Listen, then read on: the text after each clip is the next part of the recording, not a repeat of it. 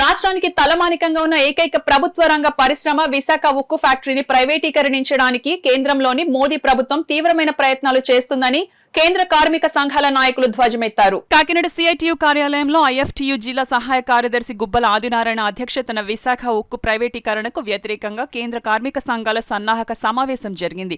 ఈ సమావేశంలో సిఐటియు జిల్లా అధ్యక్షులు దువ్వా శేషబాబ్జీ, రైతు సంఘం జిల్లా ప్రధాన కార్యదర్శి పప్పు ఆదినారాయణ, ఐఎఫ్టియు రాష్ట్ర ఉపాధ్యక్షులు జల్లూరి వెంకటేశ్వర్లు, ఐఎన్టీయూసీ జిల్లా అధ్యక్షులు తాళ్లూరి రాజు, ఐఎఫ్టియు రాష్ట్ర అధ్యక్షులు యేసులు పాల్గొని మాట్లాడారు. ఈ సమావేశంలో సిఐటియు జిల్లా ప్రధాన కార్యదర్శి చెక్కల రాజ్ కుమార్, నగర convener Malaka Venkataramana, co convener Palivela Veerababu, working committee సభ్యులు కుంచె చిన్న, ఐఎన్టీయూసీ కాకినాడ రూరల్ కార్యదర్శి కె వీరబాబు, ఉపాధ్యక్షులు వి సాయి, ఏఐసీసీటీయు నాయకులు నరసరాజు, ఏఐటీయూసీ నగర కార్యదర్శి Tokala Annavaram, security guard union secretary G Ramaiah, PYS జిల్లా అధ్యక్షులు గంటా బాలరాజు, రైతు సంఘం జిల్లా ప్రధాన కార్యదర్శి అప్పారెడ్డి తదితరులు పాల్గొన్నారు. పెద్ద ఎత్తున నిరసన ధర్నాలు, ప్రదర్శనలు, దీక్షలు చేయాలని చెప్పేసి కార్మిక సంఘాలు పిలుపునిచ్చాయి. ఆ పిలుపుని విజయవంతం చేయాలని చెప్పేసి కాకినాడ జిల్లా ప్రజలందరికీ కూడా మేము విజ్ఞప్తి చేస్తూ ఉన్నాం. దీన్ని నిలబెట్టుకోవాలి, దీన్ని సాధించుకోవాలి.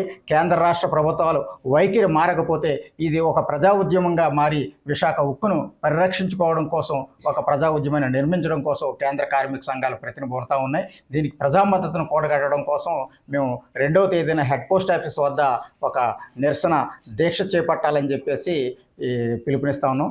ఎంతోమంది రైతులు భూములు ఇచ్చి ఈరోజు కూడా నడి రోడ్డు మీద ఉన్నారో వాళ్ళందరికీ కూడా న్యాయం చేయాలని ఏదైతే మన డిప్యూటీ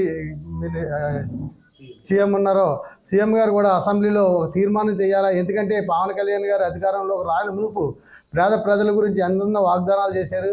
ఆ వాగ్దానాలన్నీ కూడా నెరవేరాలంటే బీజేపీతో ఆయన మాట్లాడి ఏదైతే కార్మికులకి అన్యాయం జరుగుతుందో ఈ అన్యాయానికి వ్యతిరేకంగా ఈ ఏదైతే స్టీల్ ప్లాంట్ ప్రైవేటీకరణ చేయకుండా మాట్లాడాలని చెప్పేసి కోరుకుంటూ నాకు ఈ అవకాశం ఇచ్చిన మీ అందరికీ కూడా ఇప్పుడు వందనాలు తెలియజేస్తున్నాను. రైతు సంఘాలు, విద్యార్థి సంఘాలు, మహిళా సంఘాలు ఇవన్నీ కలిపి రేపు జరుగుతాయి.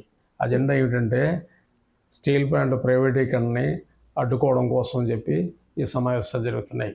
అక్టోబరు 2, 3, 4 తేదీలలో కలెక్టర్ ఆఫీస్ ముందు ఒక కార్యాచరణ చేస్తున్నాం. దాన్ని జయప్రదం చేయడం కోసమని ఈ సమావేశం జరుగుతుంది. ప్రస్తుతం అధికార పార్టీ కూటమిగా ఉన్నటువంటి తెలుగుదేశం, జనసేన పార్టీలు చొరవ తీసుకుని ఈ ప్రైవేటీకరణ నిలుపుదల చేయడం కోసం అని చెప్పి ప్రయత్నాలు చేయాలని చెప్పి కోరుతున్నాం. విశాఖ ఉక్కుకు సొంత గనులు కేటాయించాలి. దీనిపై మరి ఈరోజు ఏదైతే నిర్ణయం తీసుకుందో 2, 3, 4 తారీఖుల్లో మరి నిరసన కార్యక్రమం ఉంది. వైజాగ్ ఉక్కు మీద మరి హక్కు మీద మేము పోరాటం చేస్తామని చెప్పేసి ఆ రోజు నిరాధ్యక్షులు, అలాగే ఉద్యమాలు చేయడానికి అన్ని కార్మిక సంఘాలు, అన్ని రైతు సంఘాలు, అన్ని ప్రజా సంఘాలు కూడా 1, 2, 3, 4 తారీఖుల్లో ఉద్యమాలు చేయడానికి మరి కేంద్ర కార్మిక సంఘాలన్నీ కలిపి మరి నిర్ణయం తీసుకున్నాయి. దీనికి కట్టుబడి ఐఎన్టీసీగా మేము దేశవ్యాప్తంగా కూడా అందరం కూడా పిలిపిస్తూ, అలాగే రాష్ట్ర వ్యాప్తంగా కూడా పిలిపిస్తూ దీనికి మద్దతు పలకమని చెప్పేసి కోరుకుంటూ సెలవు తీసుకున్నాం. హెడ్ పోస్ట్ ఆఫీస్ దగ్గర 2వ తారీఖున నిరాహార దీక్ష చేయాలని నిర్ణయం కూడా చేయడం జరిగింది. విశాఖ ఉక్కుని కాపాడుకోవడం కోసం ఎందరో ప్రాణత్యాగాలు చేశారు. దాన్ని నిలబెట్టుకోవడం కోసం ఇప్పుడు మళ్ళీ అలాంటి ఉద్యమం చేయవలసిన పరిస్థితులు ఏర్పడుతున్నాయని చెప్పి ఈ సందర్భంగా మేము డిమాండ్ చేస్తున్నాం. అందుచేత రాష్ట్ర ప్రభుత్వం కూటమిగా ఏర్పడిన తర్వాత ఏ విధమైన నిర్ణయం తెలియచేయలేదు. దీన్ని ఈ యొక్క సమావేశాల్లో ఏర్పాటు చేస్తున్నారు కాబట్టి దాంట్లో ఖచ్చితమైన నిర్ణయం చేస్తారని, విశాఖ ఉక్కు బ్యాటరీకి గనులు కేటాయిస్తారని డిమాండ్ చేస్తున్నారు.